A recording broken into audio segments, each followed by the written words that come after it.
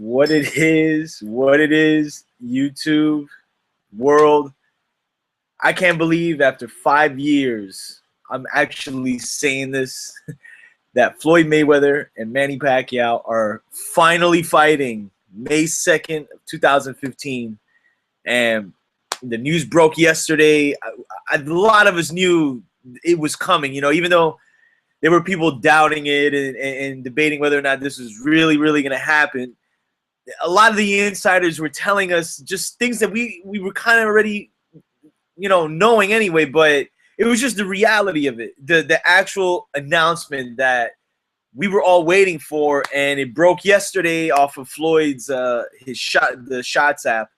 But obviously ESPN hit it right away, and wow, man, just beyond boxing, man, the sports world in general is just in a frenzy because again, this fight transcends the sport itself, man. I mean, this is a global event, and as you can see with headlines like outside of the country, I mean, it's clear that the news yesterday was all over the world, and we got ourselves a super fight, man. So now, for the most part, a lot of us can really just like breathe, sigh. For the hardcore fans who've been debating and arguing and trying to tell the casuals if it's happening, if it's not happening. For the boxing fans in general, it's been a tiresome 5 years in every which way possible, to the point where a lot of us gave up on it. And, there would be little, hints like, oh, well, maybe it will happen now. And then we got slammed with, nope, sorry, not this time. And, and obviously with Pacquiao getting knocked out with Marquez, we thought by then, or at least at that point, it's over with. But, yo, man, I mean, 5 years is a long time to wait, and it's not the first time this has happened. Sugar Ray Leonard and Marvin Hagler took like 5 years to make, even though Leonard wasn't like consistently fighting from like 1982 to 1987 when they inevitably fought. But now at least one part of the saga with Mayweather Pacquiao is over, as far as the actual fight being made. Now we really got to dig into the actual meat and potatoes of this fight, and it's really what's going to happen.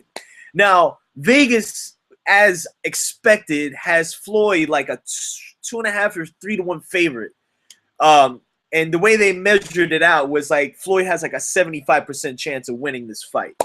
So, you really have to now, in a sense, go back and start looking. I wouldn't even say like their last 5 years. I would say their last a year or maybe a year and a half or two, because again, you're gonna have a 38-year-old Floyd Mayweather and a 36-year-old Manny Pacquiao, who are, granted, past their primes, but obviously these guys are at a level that for a fight of this magnitude, they're gonna show up, and I think really this fight can kind of show us who without a doubt had a little more left, because on the surface it looks like Pacquiao has taken the worst punishment, has had obviously the worst setbacks. Floyd's never lost, but then on the opposite side of things, you look at it and it's like, well, Floyd's got everything to lose in this fight, and Pacquiao, in a sense, has nothing to lose and everything to gain.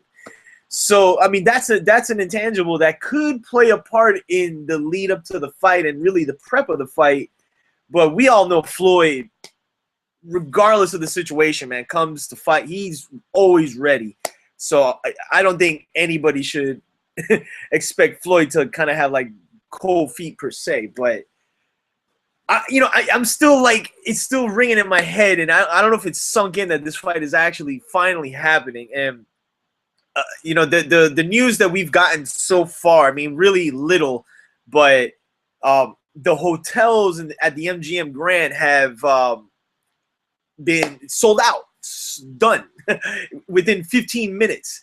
And I think some people got confused that it was the tickets. The tickets haven't gone on sale yet, which from what I'm hearing, are going to be a hefty sum. So if any of y'all are going to this fight, I would, it's a bucket list type of situation, and you better go with some serious guap, loot, whatever you want to call it. So from that aspect, we got to see what the promotion situation is going to be like. Are they going to do an all access? Are they going to do a 24/7? There was rumor that they weren't going to do it because it was like, for these two guys, you really don't need it. I think they could do like a special on both guys. I don't know who would broadcast it, but I mean, we found that out. We also found out that the broadcasters for the fight are going to be Jim Lampley, Roy Jones, and Al Bernstein, which I like. I'm kind of surprised Kellerman wasn't involved, but I think Lampley and Bernstein are probably the two best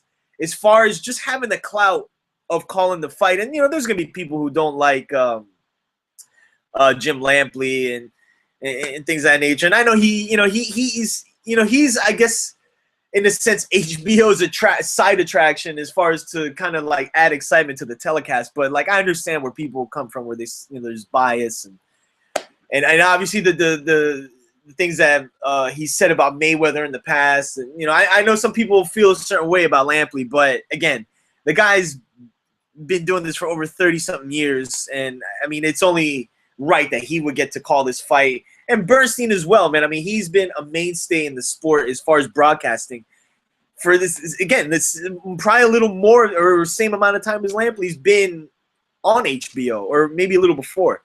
And then with Roy Jones, I'm not mad at it. Roy Jones, I mean, to me, he's a good commentator, but I think that was part of the deal too, as far as them trying to figure out who is gonna be calling this fight, because it is an HBO Showtime co-venture. So first time they've done it since the Lewis and Tyson fight in '97, and the money's gonna be just nuts, man. Like, I mean, they're talking about like over 250 some $1 million. I mean, it's just stupid money, man. Stupid money.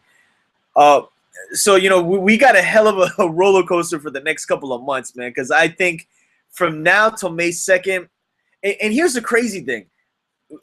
We got this announced, but we still have a shitload of fights that have already been solidified, and we got these NBC dates, and, we got some HBO and Showtime dates. The April 18th card that was announced on HBO for the Delorme and Crawford fight, and then the undercard, they're going to do a split feed with Matisse and Provodnikov.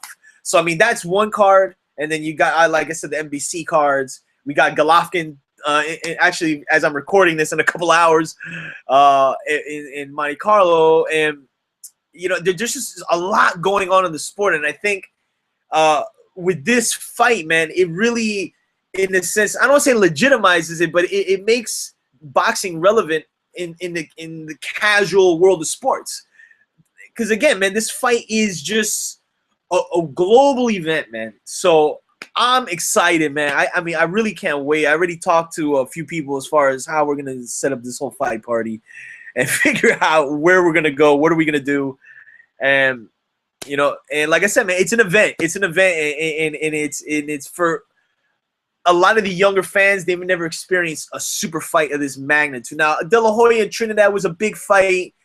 Even Floyd and De La Hoya was a big fight, but that was more of a passing of the torch fight.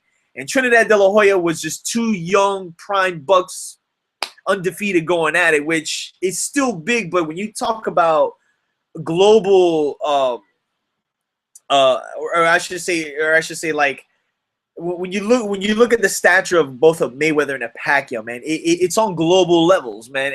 And these two are gonna make for a historic fight. The only thing, like Teddy Atlas mentioned, is we gotta hope that this fight does play out in the ring as big a hype that it's gonna be led to before they both get in the ring. And stylistically, it could make for a very interesting fight. We still have to wait and see what's gonna happen as far as the prep for this fight. Who's Floyd gonna get to spar to prep for Pacquiao? They're talking about, they've had people come for to prepare Pacquiao for sparring, or so the report said.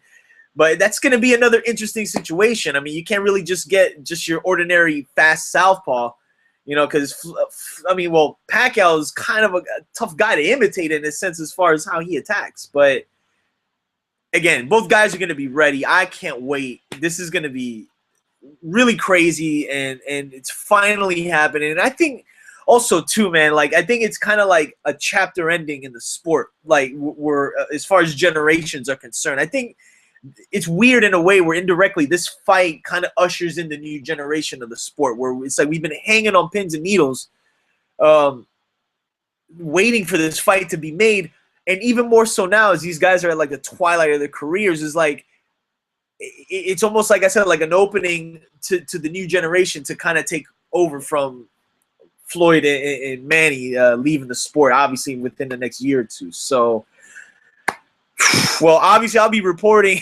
I'll be talking about this fight as the days and the weeks come by until we hit May 2nd. And like I said, I will be doing prediction video probably within a month and a half or so. I want to see the prep for this fight, and we'll have to wait and see. And obviously on Monday nights, 9:30, Guard Your Grill Boxing, we are going to be doing the live hangouts actually probably within the next week or so. So stay tuned for that, and you guys can send us your emails and chime in, get involved, and see what happens May 2nd. But as I always say, subscribe, hit the links, and I'll be back with you soon.